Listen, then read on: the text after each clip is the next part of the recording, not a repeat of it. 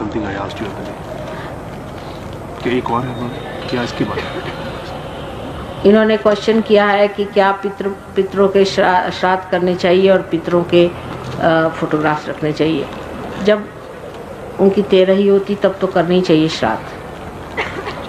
और श्राद्ध भी डिस्क्रिप्शन की बात आ गई फिर से कि अगर समझ लीजिए आपके सहयोग में आपने देखा कि आपका राइट हार्ट पकड़ रहा है, यानी आपके पिता जो है जो मर गए हैं वो अभी भी संतुष्ट नहीं, तो श्राद्ध करना चाहिए। उसमें कोई हटने पर सहयोग स्टाइल से श्राद्ध करना चाहिए, न कि एक ब्राह्मण को बुलाओ और उसको खाने को दो। एक बार लखनऊ में हमें पता हुआ कि हमारे जो पूर्वज थे उनका श्राद्ध नहीं हो पाया, तो हमने कहा हम श्राद्ध करेंगे। तो उन्होंने कहा कि भाई तुम्हारा श्राद्ध का क्या विधि है? हमने कहा हमारा तो एक ही हम खाना बना के और सबको खिलाएंगे खाना, बस ये हमारा श्राद्ध है। तो हमारी सिस्टर इन लॉ बेचारी ट्रेडिशनल थी, उन्होंने कहा नहीं यहाँ तो श्राद्ध ऐसा था कि 5 ब्राह्मण बुलाओ। मैंने कहा 5 क्या, यहाँ तो एक भी ब्राह्मण दिखाई नहीं दे रहा। नहीं, उन्होंने कहा है अपने 5 ब्राह्मण वो आएंगे और उनका श्राद्ध करें। मैंने कहा अच्छा बुलाइए। तो 5 आदमी आए, वो तो बिल्कुल पार नहीं थे ना ब्राह्मण थे। 5 आदमी आके बैठे। मैंने भाई कहा तुम्हारा, मैंने कहा देखे तो सही क्या होता है, वह कैसे श्राद्ध करे? कुछ नहीं, कहले 5-5 किलो आप कलाकंद मंगा लीजिए। मैंने कहा अच्छा भाई ये तो बहुत आसान है। तो उस ज़माने में कलाकंद आता था कोई 10 रुपये किलो या 5 रुपये किलो ऐसा, तो 25-25 रुपया काफ़ी होता था। मेरे हस्बैंड तो सरकारी नौकर थे। उनको भाई चलो श्राद्ध एक बार करना, हमारी नंदरानी है उनको भी खुश करना है। उनका चलो भाई ले आओ। तो हम सबके लिए ले आए 25 किलो और 5-5 किलो एक ब्राह्मण 5 ब्राह्मणों को दिया जब वो आए थे। मैंने सोचा ये घर बांध के ले जाएंगे।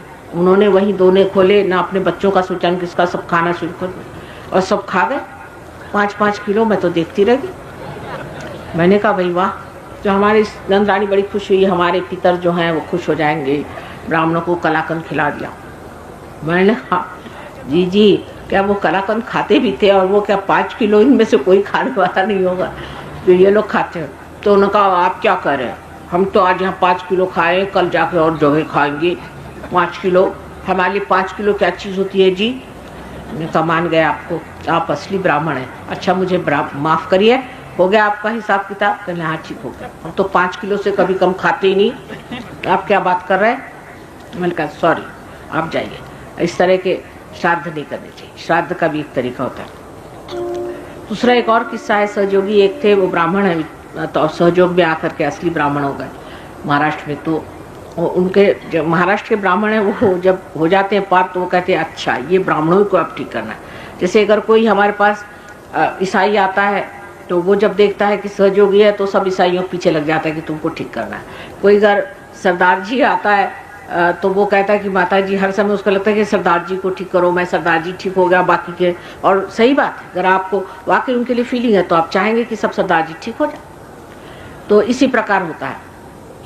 सो एक ब्राह्मण हमारे यहाँ थे, वो ब्राह्मण हो गए, तो अब वो ब्राह्मणों के पीछे पड़ गए। तो उनकी माँ ने कहा कि ये तुम्हारे बाप का श्राद्ध है तो तुम जाके एक ब्राह्मण को बुला लाओ। उनका मैं नहीं जाता किसी को बुलाने, ये कोई ब्राह्मण नहीं। उनका भाई अपने खानदानी ब्राह्मण या खानदानी होते, जैसे नाई होते हैं खानदानी, चूड़ीहारने होती है, ऐसे ब्राह्मण भी खानदानी।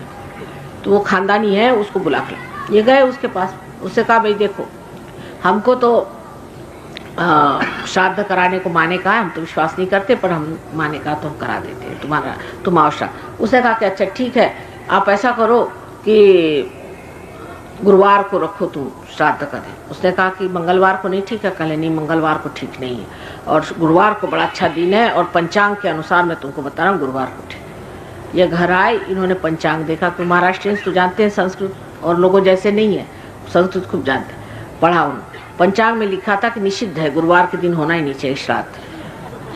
तो इन्होंने मंगलवार को अपना सहयोग से श्राद्ध करा दिया। वो जनाब अपना, उनका कहीं और अपॉइंटमेंट रहा होगा, तो उन्होंने सोचा कि अपॉइंटमेंट के अनुसार चलना चाहिए। तो वो जब गुरुवार को आए तो इन्होंने कहा कि आइए।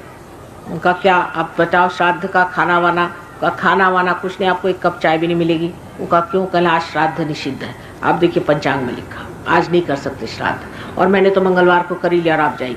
उनकी माँ कहने लगी कि 1 कप दूध तो दे दो बेटा घर में, इनको तो कुछ नहीं दूंगा मैं, और कभी अपने यहाँ श्राद्ध करने नहीं आएंगे। और उनको निकलवा दी। तो इस तरह के श्राद्ध नहीं करिए, इसलिए ऐसे श्राद्ध करने में कोई अर्थ नहीं। दूसरी बात एक पूछी कि पितरों के फोटो रखने चाहिए कि नहीं रखने। फोटो रखने में कोई बात नहीं है, हर्ष नहीं है, पर अगर आप उनके फोटो के प्रति इन्वॉल्व नहीं हो तो अच्छा है, क्योंकि अब वो मर गए हैं, उनको फिर से जन्म लेना है। उनको बेकार में आप अपने अब वो तो कहा कि उनके फोटो क्या रख दिए, उनकी आरती होगी, पूजा होगी, उनके सामने रोएंगे धोएंगे हर समय, तो ऐसा अगर हो रहा है तो उसको अंदर रख दीजिए।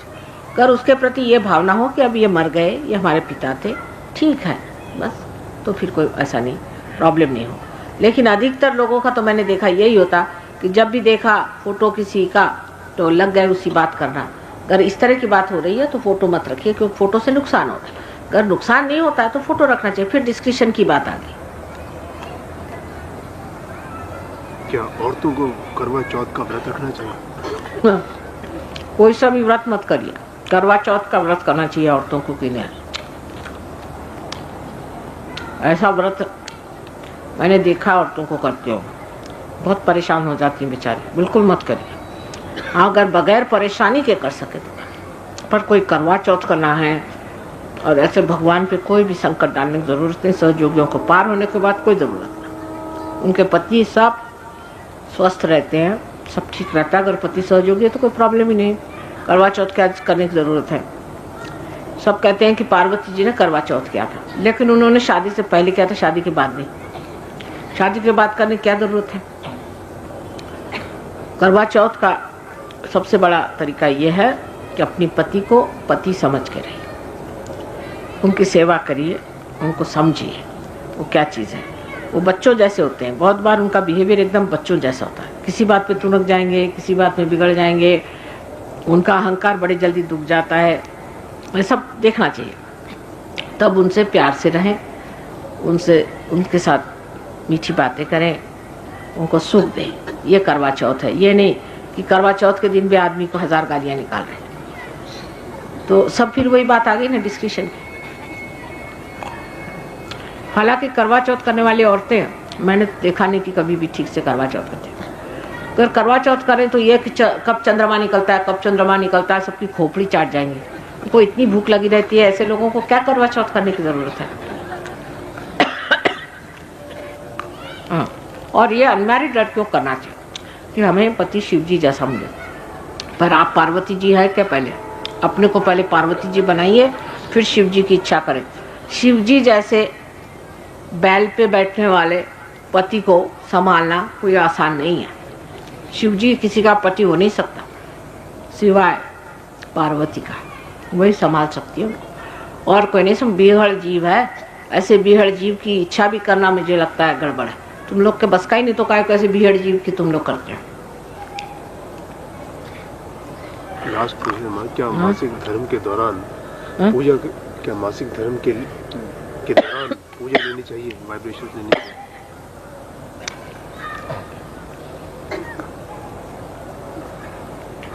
जब औरतों के लिए मासिक धर्म वगैरह होता है, सहयोग में कोई भी निषिद्ध बात,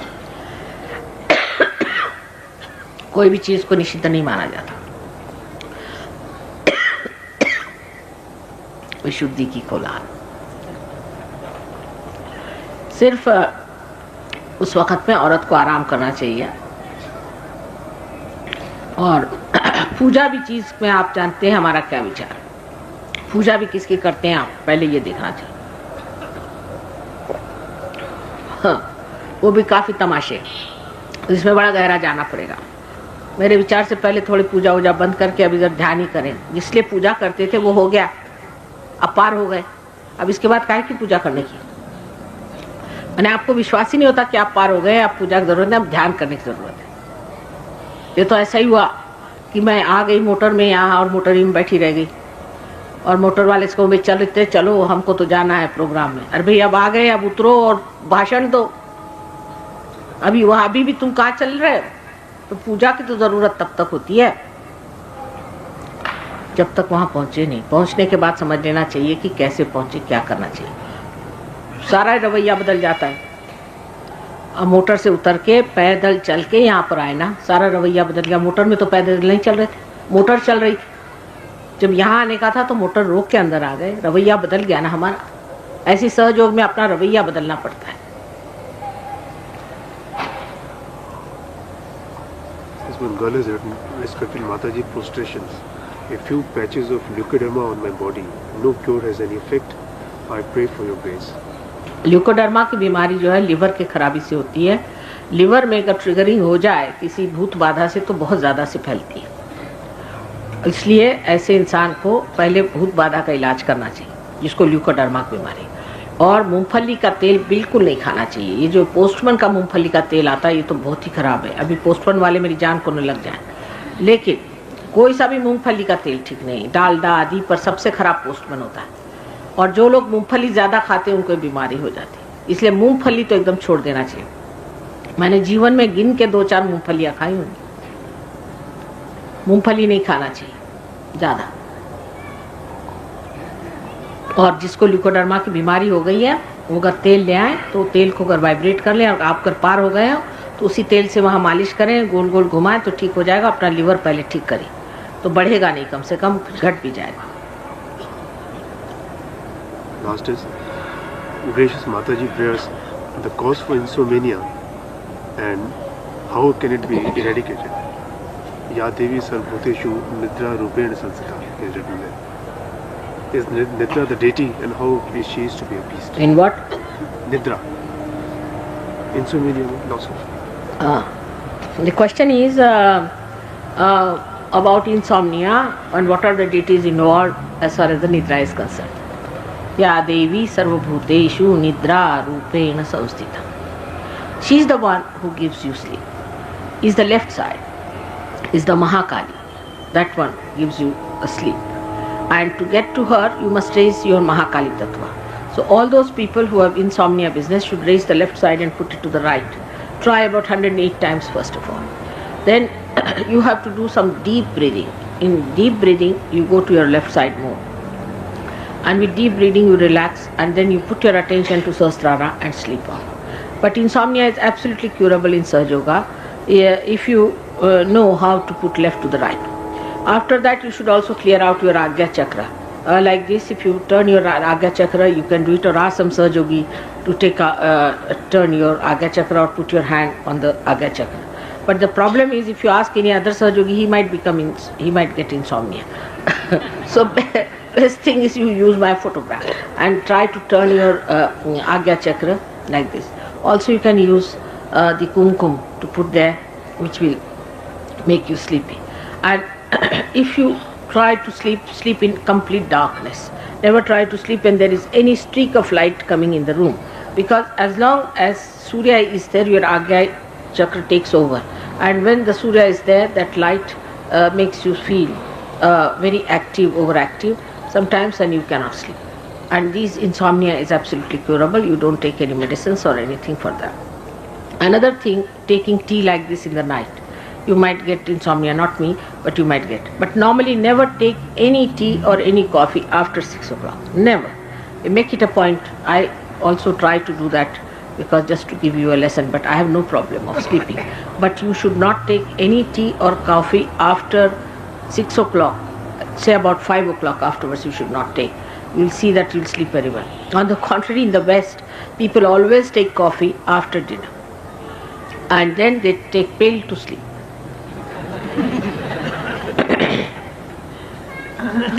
You must take milk, and milk covered with little butter, and sleep with that. Hot milk is a very good way of sleeping. If you do not get sleep, is very good. Milk is better. But instead of that, you take coffee, means you cannot sleep. When you have to study, you take coffee that you can keep awake. But to take coffee and then take the pill, what is the discretion in this? Is there any other question, please?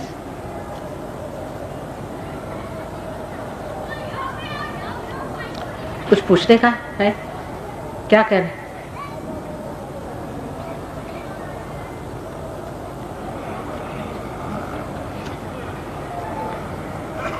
Asthma के बारे में. Asthma comes from the right heart problem and is curable, absolutely curable. For asthma, you have to do the mantra of Sri Rama and Sita. It comes from the father's thing, like maybe the father is dead, you are attached to father, he died suddenly, or you had no father in childhood, maybe your relationship with father is strained, maybe that you cannot see your father, anything like that can be there.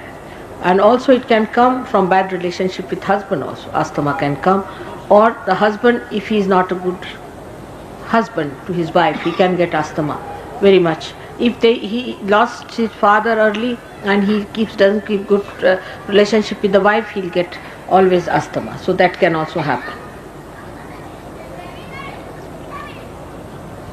इनसे बता दीजिए, बता देंगे सरदार जी, इनसे बता दीजिए, आप बैठ जाइए, इनसे बता दीजिए, इनसे बता दीजिए कोई सवाल हो। हाँ, what is सचखंड या दसम द्वार? सचखंड दसम द्वार क्या? सचखंड या दसम द्वार क्या है? Sachkhand is the limbic area in the brain. Sachkhand, where the Satya is established, where Satya प्रकाश प्रगटित होता है। सत्य आपके अंदर प्रगटित होना, तो शब्द जो है प्रगटित का मतलब ये होता है कि आपके चेतना में महसूस होता है। ये नहीं कि आपको कोई लेक्चर मारे और कोई ये सत्य है वो सत्य है, लेकिन जब आपके ब्रेन के अंदर जो जगह है जिसे लिम्बिक एरिया कहते हैं, जिसे सहस्त्रार कहते हैं, वो सतखंड है। वो खुली जगह है, उसके चारों तरफ 1000 नाड़ियाँ, और जिस वक़्त कुंडलिनी जा करके उस खंड में पहुँचती है तब आपको सत्य मालूम होता है। सत्य सत्य आपको हमेशा अपने चेतना से मालूम होता है, और चेतना जो है ये आपके ब्रेन का प्रकाश है, और जब चेतना आलोकित हो जाती है तब आप सत्य को जानते हैं। तो ये विराट जो है, विराट माने जो सब दूर फैला हुआ परमात्मा है, उस परमात्मा की जागृति से आप अपने अंदर उस सत्य को जानते हैं। यानी कैसे? जैसे आपकी कुंडलिनी जागृत हो गई और कुंडलिनी यहाँ से निकल आई, आप सहयोग में हो गई, तब उस वक्त क्या होता है कि आपको कोई भी सत्य जाना है। समझ लीजिए किसी ने कहा कि नानक साहब झूठ बोलते, समझ लीजिए किसी ने ऐसी गंदी बात कही, आप कहना वाइब्रेशन से पूछो, आप पूछो नानक साहब सच थे कि नहीं। वैसा हाथ करते साथ उनके पूछेंगे नानक क्या अवतार थे, धड़ धड़ हाथ में चीज, नानक क्या परमात्मा थे, धड़ धड़ धड़ धड़ हाथ में सर। तो आप मान जाते हैं भगवान है।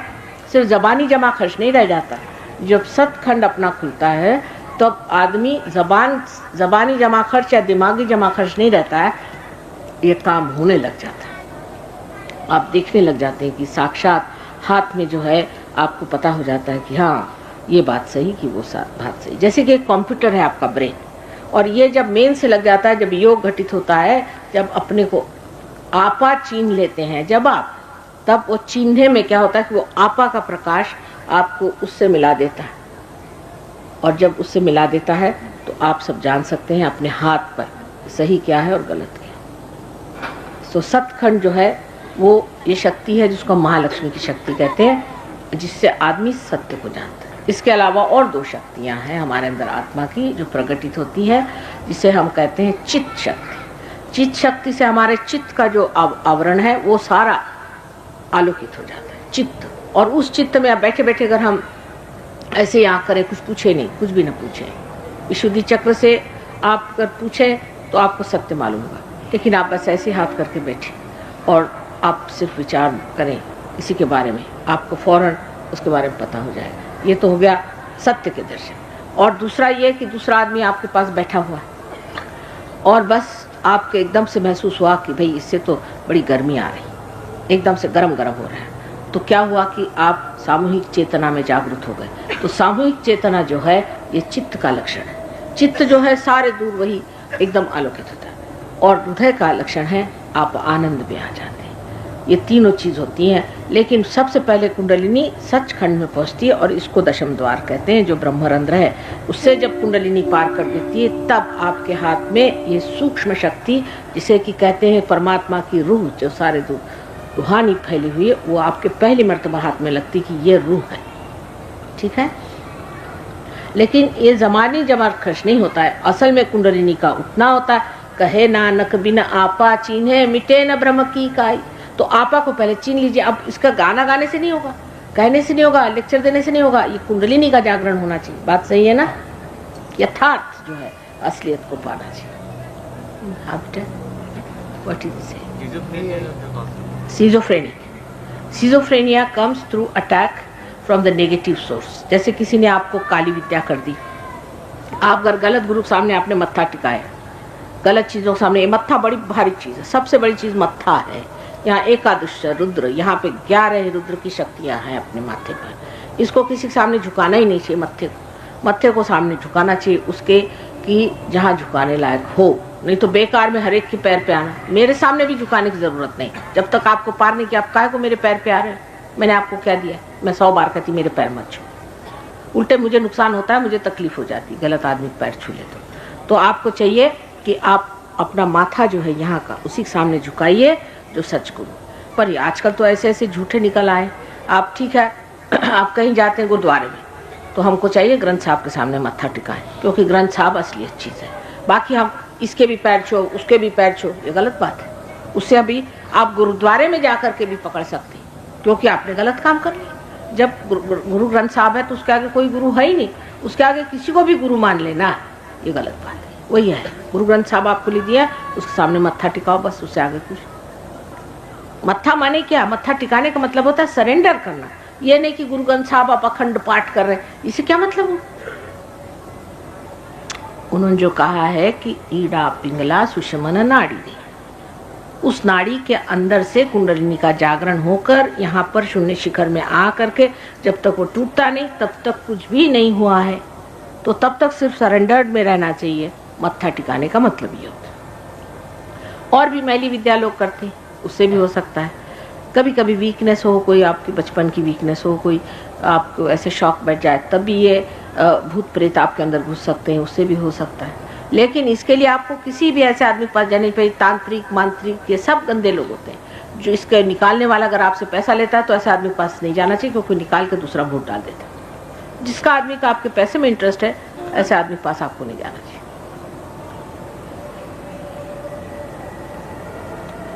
कौन से प्रभु की प्रार्थना करनी चाहिए?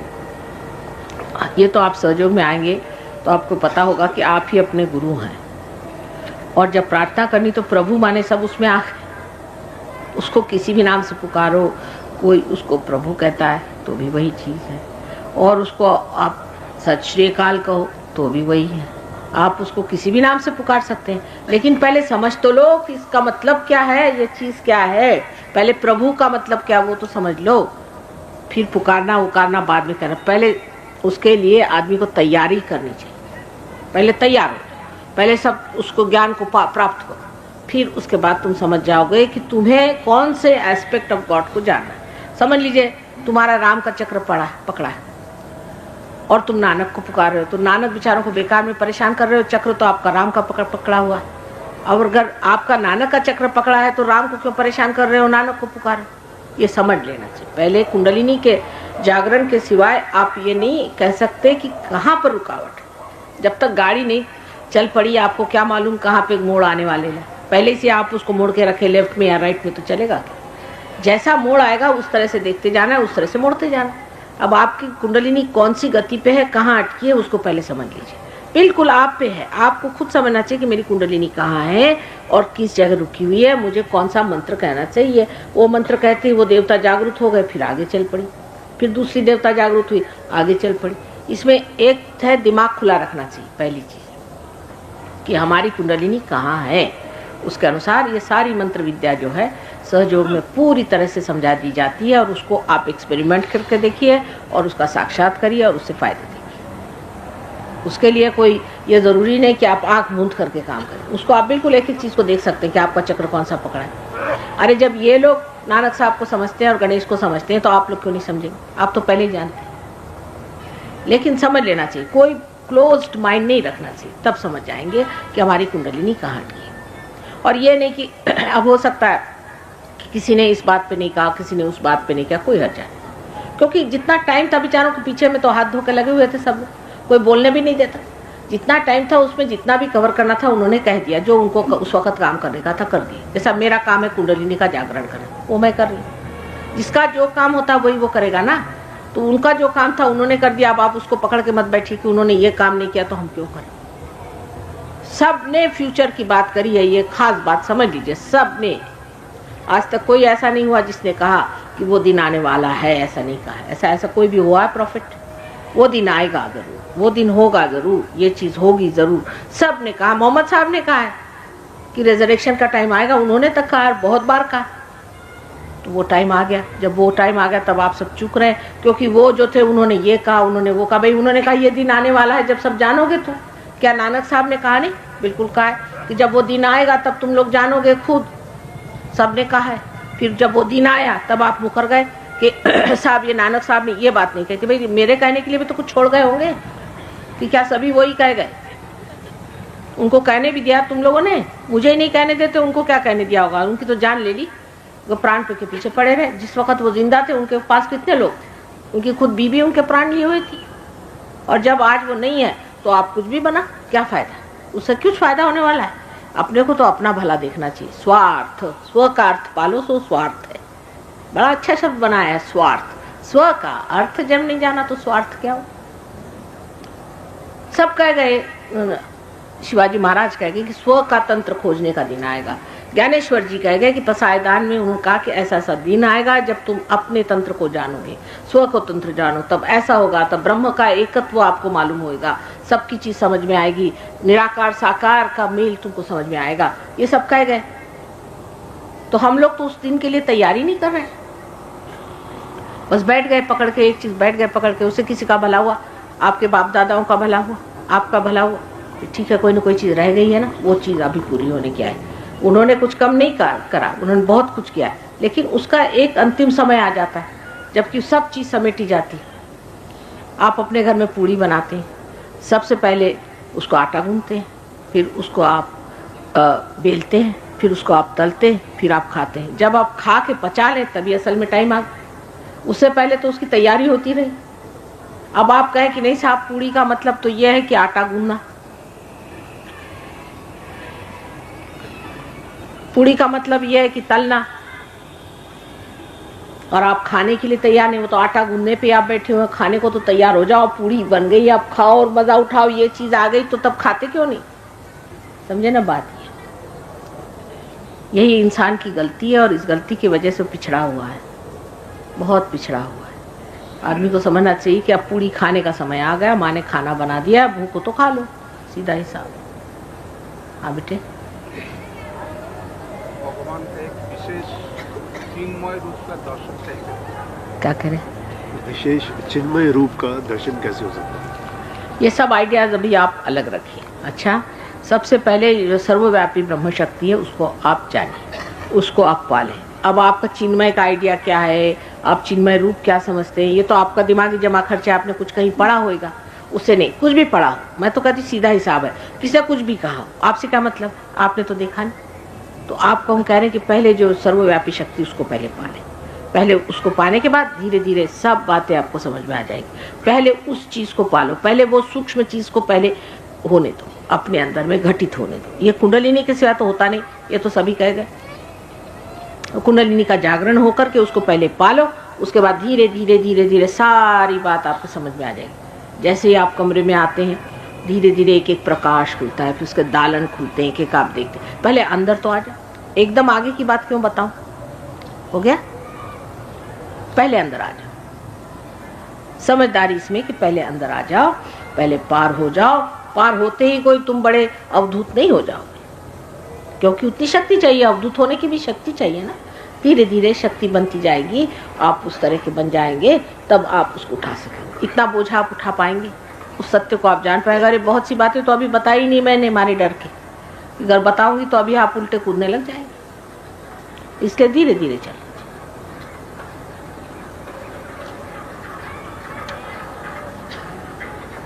Is there any cure in Sahajog, suffering from aortic stenosis, incompetence of valve of the heart? Huh? Incompetence of the valve of the heart. Who is the person who has incompetence of the wall of the heart? Are you a vegetarian? Are you a vegetarian? Yes, ma'am. Is automatically it will come with vegetarianism. Absolutely. It's lethargic heart. Alright? So we'll tell you what is to be done, how to cure it. It is absolutely curable. Huh? But you will have to eat proteins. Even if you don't eat to use non-vegetarian food, you'll have to take to protein food and give up carbohydrates. Then only it will work out. But you have to be careful to eat more proteins. The rest of it will.